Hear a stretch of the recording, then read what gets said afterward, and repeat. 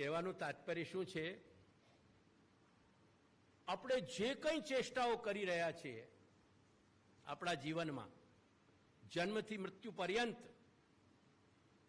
એને સમસ્તને, એ તમામ ચેષ્ટાઓને જો યાગરૂપ આપણે વિચારીએ તો એ યાગમાં એ ચેષ્ટાઓને આપણે સદવૃત્તિ સાથે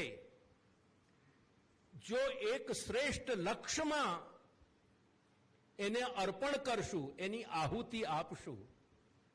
વાત સમજાઈ મારી?